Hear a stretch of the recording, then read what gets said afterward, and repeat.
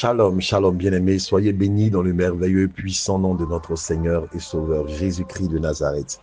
Bienvenue à notre espace de méditation, bienvenue à notre espace de victoire et de grâce, bienvenue au pain quotidien. Nous sommes le mardi 28 octobre 2025, je suis Dr Franck Adé pour vous servir et j'ai le privilège ce matin de nous partager ce thème « Veillez donc et priez ».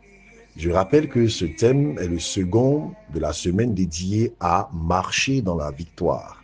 Et ce thème s'inscrit dans celui du mois que nous sommes en train de clôturer, la restauration totale.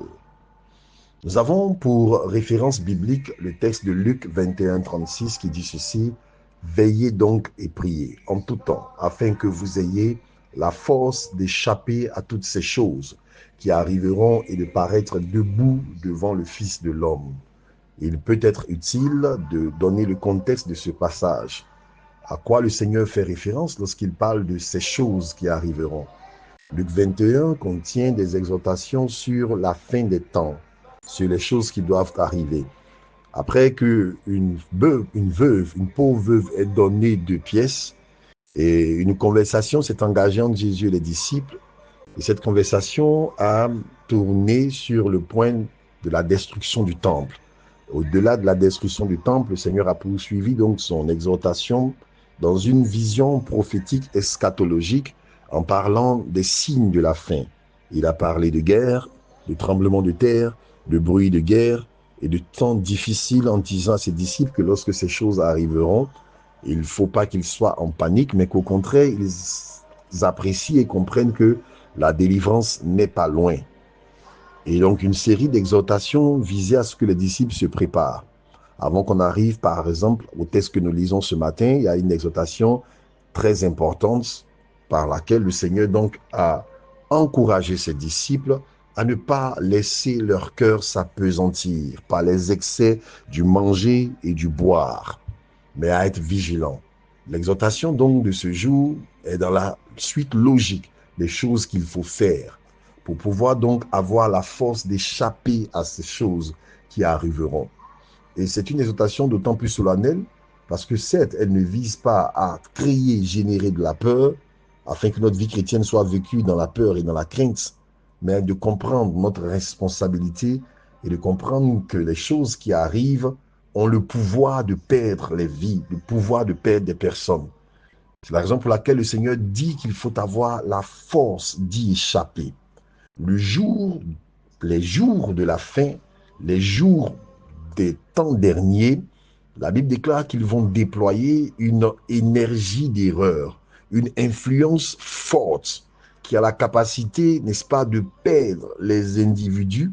Et c'est la raison pour laquelle l'enfant de Dieu, le chrétien, a besoin de recevoir la force d'y échapper. Beaucoup d'exhortations de la Bible vont dans ce sens. Il disait par exemple dans l'Apocalypse, dans beaucoup d'autres références, que si ces jours n'étaient pas abrégés, personne ne serait sauvé, mais il les abrège. Je donne donc cette exhortation entre autres pour dire que les temps de la fin ont une force, ont une puissance, ont une influence qui est telle que la vigilance la plus accrue est nécessaire pour avoir la force d'y échapper et de paraître debout devant le Fils de l'homme. Paraître debout devant le Fils de l'homme n'est pas un signe de défiance, bien évidemment, nous l'aurons compris. Mais paraître debout, cela signifie être vu, être reçu, être trouvé par le Maître dans un état qui ne nous fait pas honte, dans un état où nous pouvons avoir la tête haute, non pas de fierté de nos propres efforts, mais dans le sentiment d'avoir fait avec la force qu'on avait, la sagesse qu'on avait, l'onction qu'on avait, d'avoir fait ce pourquoi le Maître nous avait envoyé sur cette terre. C'est le but de notre vie, paraître debout devant le Fils de l'homme et ne pas être dans la confusion et dans la honte d'avoir gaspillé cette vie, d'avoir gaspillé cette ressource à poursuivre des choses inutiles, viles, et d'avoir consacré notre vie dans des couloirs qui n'étaient pas ceux que Dieu avait placés devant nous. Et il nous donne 3 choses que nous devons avoir à l'esprit, 3 éléments que je voudrais mettre en évidence ce matin dans le cadre de cette exhortation. L'action et le temps de l'action. L'action, c'est deux choses. Premièrement, c'est veiller. Deuxièmement, c'est prier. Le temps de l'action, ce sont les modalités. Comment le faire? La Bible dit en tout temps. Commençons déjà par veiller. Veiller, c'est un état d'éveil, l'état de celui qui ne dort pas. Bien évidemment, nous aurons compris qu'il ne s'agit pas de prescrire qu'il ne faut pas dormir du tout et qu'il faut faire des veillées de prière. Bien que ce soit un signe de bonne santé spirituelle qu'un chrétien, selon son emploi du temps, ses possibilités, puisse de temps en temps, plus ou moins régulièrement, consacrer du temps à de la prière au travers de veillées personnelles, nous comprenons tout de suite qu'il ne s'agit pas uniquement de cela. La veille n'est pas simplement la veillée de prière, mais c'est l'état de celui qui est vigilant, l'état de celui qui n'est pas endormi. Pourquoi? Parce que le mal de ces derniers temps se déploie certes par la force, mais ce n'est pas d'abord la force brute. Nous savons que l'instrument le plus fort du diable depuis le jardin jusqu'à ce jour, ce n'a jamais été la force brute d'abord. C'est la subtilité, c'est la séduction, c'est le mensonge. C'est là de faire paraître pour vrai ce qui est faux, de faire paraître pour faux ce qui est vrai, de confondre les repères, de brouiller donc les lignes, de sorte à ce que l'homme ne puisse plus choisir avec sérénité ce que Dieu lui propose. C'est de confondre la voix de Dieu, c'est de mêler le vrai au faux.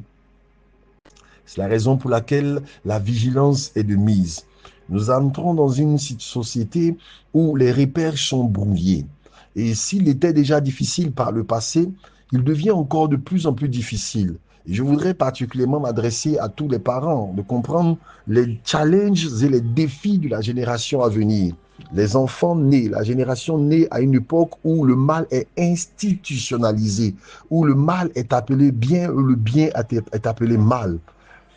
À une époque où le mal est enseigné dans les écoles comme ce qu'il y a lieu de faire, est cité en exemple, où le mal fait l'objet de fierté. À une époque où les lignes sont brouillées, la vigilance doit être de mise. Parce que la Bible déclare que lorsque les fondements sont ébranlés, le juste, que ferait-il? La vigilance est de mise parce que le mal devient la norme. La Bible déclare que l'iniquité va tellement s'accroître que la charité du plus grand nombre se refroidira. Cela veut donc dire que le déploiement de l'iniquité, que ce soit dans les masses médias, que ce soit dans l'environnement et même dans les églises, va avoir une telle ampleur que s'il n'y a pas de vigilance, nous pouvons normaliser le mal. Bien aimé, la vigilance est importante. Pourquoi? Parce que le mal a infiltré les gouvernements, le mal a infiltré les sphères d'influence, divertissement, éducation, économie. Et je le dis avec beaucoup de peine en mesurant le poids de la gravité, et même la religion est infiltrée par le mal. Des pensées insidieuses se sont infiltrées dans la prédication de l'évangile tel qu'on l'entend de la plupart d'églises, dans beaucoup d'églises, sans vouloir porter de jugement à qui que ce soit. De sorte que la direction que Dieu donne est changée pour la direction de l'homme, pour les intérêts de l'homme, et l'évangile a perdu son caractère christocentré. Le temps manquerait pour présenter dans le détail tout ce que représente cette infiltration qui demande une vigilance accrue. Et cette vigilance accrue peut être trouvée par une prière soutenue. Vous savez, lorsque nous réalisons que les choses sont d'une telle ampleur que notre intelligence, notre résolution seule ne suffira pas à nous faire échapper à ces choses, nous tombons dans la dépendance, la bonne dépendance de la prière. Et dit comme David, sonde-moi, ô Dieu, et connais mon cœur, éprouve-moi et connais mes pensées. Regarde si je suis sur une mauvaise voie et conduis-moi sur la voie de l'éternité. Bien-aimé, je peux vous dire, par ma propre expérience, que quelquefois, dans le creuset de la prière, il y a certaines choses que je trouvais vraies, que je trouvais justes, certains chemins que je trouvais donc exacts, qui se sont avérés faux. Pourquoi? Parce que dans la vérité, dans la lumière de sa présence, les choses paraissent pour ce qu'elles sont et non pas pour ce qu'elles semblent être.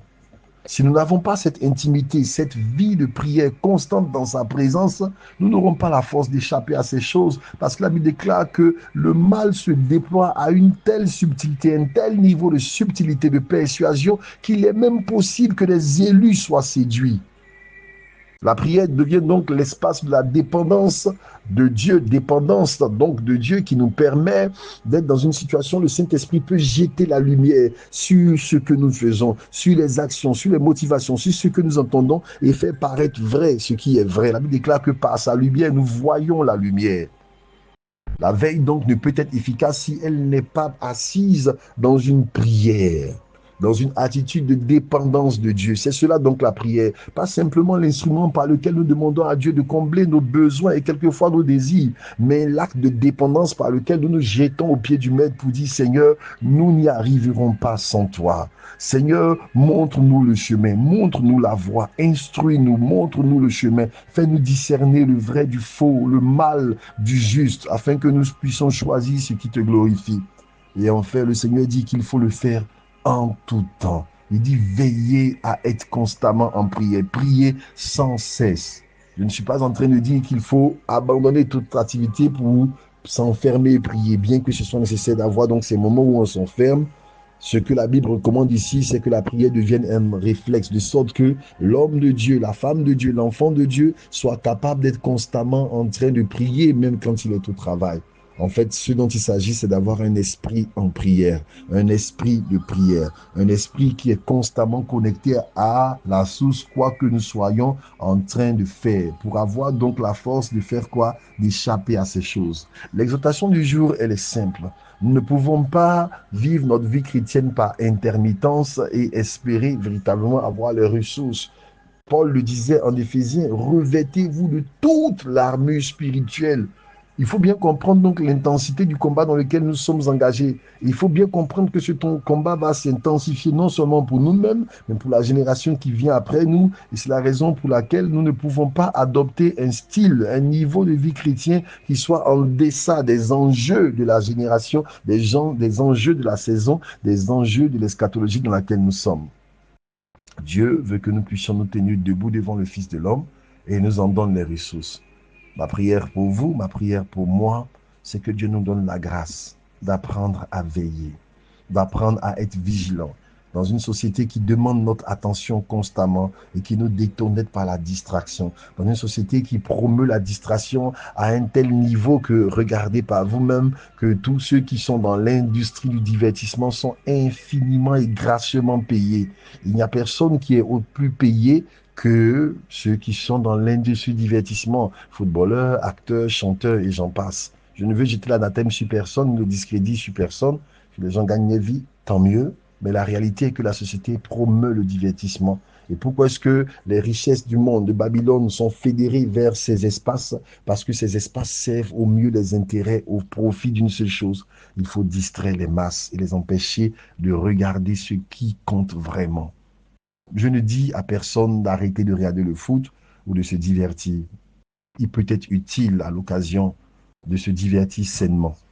Mais il est important que nous comprenions une chose, que rien ne vienne nous ravir de la vigilance nécessaire.